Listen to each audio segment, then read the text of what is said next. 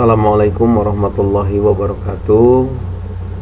Kali ini kami akan menjelaskan tentang situs PTSBK SMP Negeri 1 Pleret agar kalian bisa memahami dan mengetahui menu-menu yang ada di dalamnya. Langsung saja, di sini adalah muka dari beranda situs PTSBK SMP Negeri 1 Pleret. Nah, untuk tampilan HP di sini menu-menunya tersembunyi di sebelah kiri. Nah, di sini di tanda garis 3 ini adalah menu ya. Menu. Ketika kita klik ini akan tampil menu-menu yang ada. Di sini ada beranda yang tampilannya sudah diketahui seperti barusan. Kemudian di sini juga ada petunjuk pelaksanaan. Kemudian di sini ada soal. Nah, di soal juga di sini ada pilihannya. Nah, ini. Jadi ada soal untuk kelas 7, soal untuk kelas 8, soal untuk kelas 9. Di sini kalian untuk memilih soal harus sesuai dengan jenjang kalian. Ketika kalian salah memilih jenjang, maka password atau kartu peserta yang kalian dapatkan itu tidak akan bisa digunakan, ya. Jadi kalau kalian jenjang kelas 7 ya pilih soal kelas 7 ya. Kemudian di sini hasilnya pun kalian bisa lihat nanti setelah mengikuti ujian, hasilnya langsung bisa dilihat ya. Sama ini juga nanti sesuaikan dengan jenjang kelas kalian. Ketika kalian ingin mengetahui hasil dari ujian kelas 7 ya hasilnya kelas 7 ya, pilih kelas 8, kelas 8, kelas 9, pilih kelas 9. Nah, di sini ada menu terakhir, ini analisis soal, ini dikhususkan untuk Bapak Ibu gurunya. Jadi kalian siswa-siswi tidak bisa mengakses halaman analisis ini ya. Nah, untuk petunjuk soal saya coba. Nah, ini petunjuk pelaksanaan di sini ada, silakan dibaca-baca saja supaya lebih memahami kalian ya, lebih memahami tentang situs PTSBK ini. Nah, kemudian untuk kembalinya dari petunjuk pelaksanaan, kalian tinggal klik lagi menu yang ada di sini. Nah, ini yang aktifnya ditandai dengan putih seperti ini ya. Kalau tadi kan beranda yang di highlight putihnya. Nah, sekarang petunjuk pelaksanaan.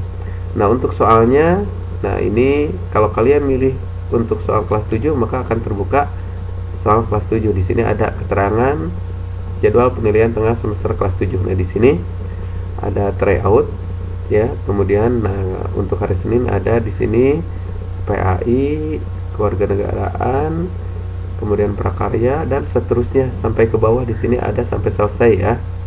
Nah, ini kalian kalau mau mulai ujian pastikan dulu waktunya sudah memasuki ya. Nah, ini misalkan PAI ini Senin jam 7 sampai jam 8. Sekarang Senin baru jam 4 pagi ya. Maka di sini kalau kita klik mulai, di sini bukan soal yang terbuka, tetapi ada keterangan bahwa ujian akan dimulai 2 jam 58 menit 43 detik lagi. Nah, ini berjalan hitungan mundur ya. Nanti kalau sudah saatnya ujian, ini akan terbuka soalnya secara otomatis. Nah, ini begitupun dengan yang lainnya, silahkan. Nah, itu. Nah, hampir sama ya dengan kelas-kelas yang lain. Kelas 8, kelas 9 pun akan menemukan hal serupa. Hanya bedanya itu haknya saja. Untuk kelas 7 ya haknya membuka kelas 7, kelas 8, kelas 8, kelas 9, kelas 9. Kemudian untuk hasilnya, nah saya contohkan misalkan untuk melihat hasil kelas 8. Nah, ketika sudah terbuka seperti ini, yang kelihatannya mungkin masih kosong nilai-nilainya ya. Nah, untuk melihat nilainya, untuk mengupdate file ini, kalian tinggal klik saja di salah satu. Kalau kalian kelas 8A ya kalian pilih kelas 8A. Kalau kalian kelas 8B ya tinggal pilih kelas 8B. Nah, untuk melihatnya tinggal diklik saja di sini ya. Diklik, nanti akan terbuka seperti ini. Nah, baru kalian akan melihat hasil ujian kalian. Ya, ini perlu waktu, lagi loading, jadi tolong sabar ya. Nah, ini. Nah, kemarin kalian sudah mengikuti TO, jadi nilai TO nya mungkin sudah ada. Nah ini ya tryout-nya.